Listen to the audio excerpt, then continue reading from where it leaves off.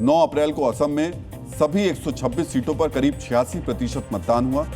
पिछले विधानसभा चुनाव से 3% ज्यादा वोटिंग हुई। इस 3% ज्यादा वोटिंग से असम में क्या कुछ बदल रहा है? असम में लगातार तीसरी बार बीजेपी की सरकार बनेगी या फिर कांग्रेस की वापसी होगी? अब हम इन्हीं सवालों के साथ असम के एआई एग्जिट पोल को डिकोड करेंगे।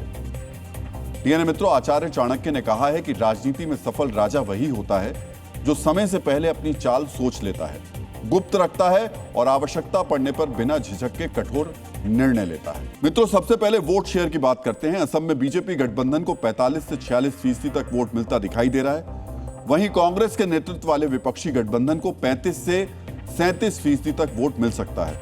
बदरुद्दीन अजमल की एआईयूडीएफ और अन्य दलों को 17 से 19% वोट मिलता दिखाई दे रहा है। वोट शेयर के हिसाब से बीजेपी असम के मतदाताओं की पहली पसंद बनती दिख रही है।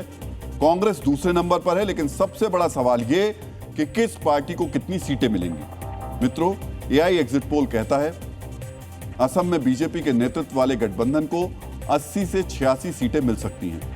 कांग्रेस के नेतृत्व वाले गठबंधन को 29 से 35 सीटें मिल सकती हैं और एआईयूडीएफ समेत अन्य पार्टियों को 8 से 13 सीटें मिल सकती हैं। हमारे एआई एग्जिट पोल के आंकड़े संकेत दे रहे हैं कि असम में लगातार तीसरी बार बीजेपी की सरकार बन सकती है।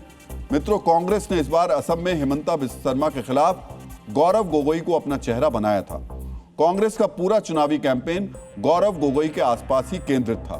गौरव गोगोई खुद जोरहाट से विधानसभा चुनाव लड़ रहे हैं, इसलिए आपको यह भी जानना चाहिए कि असम में वीवीआईपी सीटों पर कौन आगे दिखाई दे रहा है। एआई एग्जिट पोल के मुताबिक मुख्यमंत्री हिमंता बिस्वा शर्मा जालुकबारी सीट पर बहुत मजबूत हैं। जालुकबारी सीट से हिमंता की जीत की संभावना 72 से 78% तक है। जोरहाट सीट से गौरव गोगोई आगे दिखाई दे रहे हैं। उनकी जीत की संभावना 54 से 59% तक है, लेकिन इस सीट पर नजदीकी मुकाबला है।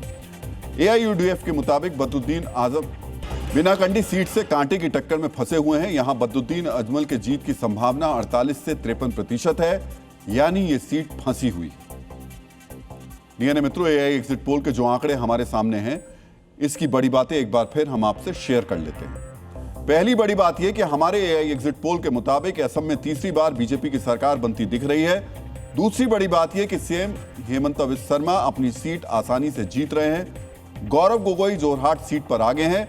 बदरुद्दीन अजमल बिनाकंडी सीट पर फंसे हुए दिखाई दे रहे हैं। यहां कांटे की टक्कर है।